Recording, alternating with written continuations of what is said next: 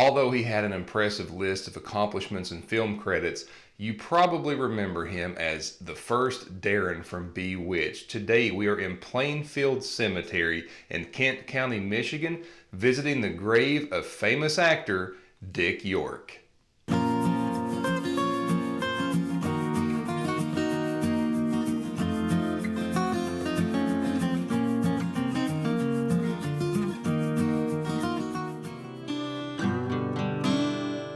Today's journey takes us to beautiful Plainfield Cemetery in Kent County, Michigan. Dick York was born September 4th, 1928 in Fort Wayne, Indiana.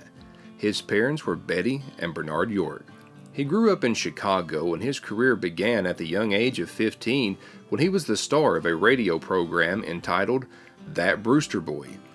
Before appearing on Broadway in New York City, he appeared in hundreds of radio shows and other sorts of instructional films. On Broadway, he appeared in the show Tea and Symphony and Bus Stop.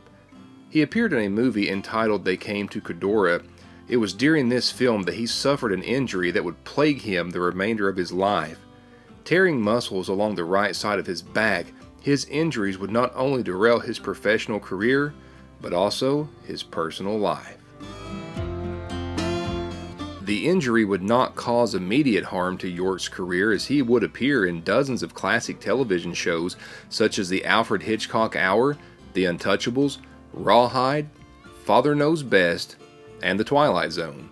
In the 1960s, the role in which York would become most well known would be developed. He was cast as Darren Stevens in the hit television show Bewitched. The show would prove to be an overwhelming success and would even see York nominated for an Emmy Award in 1968. York's back injury would start harming his career, and although there were several attempts to make him more comfortable, the injury spiraled into a degenerative spine condition. This would cause debilitating pain so much as York would require assistance to even walk around the set. There were a few episodes that he was not able to appear in, and by halfway through season 5, he was barely appearing at all. If you ever see any of the episodes in which his wife Samantha would say Darren is away on business, this is why. At one point while filming an episode during the 5th season, York fell ill and developed a temperature of 105 degrees. He was laying in his dressing room waiting for his scenes to be filmed and eventually collapsed. While in the hospital, director William Asher asked if he wanted to quit. York's health forced him to do so, and he never returned to the series. Actor Dick Sargent took his place. Due to his extreme pain, York became addicted to prescription painkillers, and for the next 18 months, his life would seem to be a haze. He was able to quit cold turkey, but this led to a difficult withdrawal. York would talk about hallucinations and even said that he used a tape recorder to record the rain to help him cope with the sounds and hallucinations that he would hear and see. York finally beat his addiction and all the aftermath surrounding the addiction and would return to television for guest appearances on Simon & Simon and Fantasy Island. Emphysema would cause York to become bedridden, largely due to his 3-pack-a-day smoking habit. From his bed in Rockford, Michigan, he founded a charity called Acting for Life, which would help the homeless and others in need. To quote York, "I've been blessed. I have no complaints. I've been surrounded by people in radio, on stage, and in motion pictures and television who love me. The things that have gone wrong have simply been physical things." Dick York passed away from emphysema at age 63. He is now buried here in Plainfield Cemetery in Kent County, Michigan.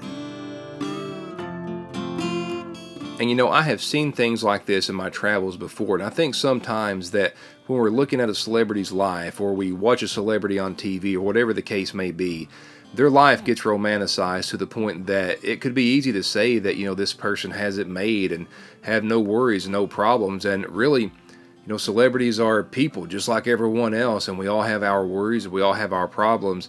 York's story, I mean, it is a little sad in a sense. I mean, he got an acting job with that show Bewitched that actors would have absolutely loved to have, and he was successful and he was good at it.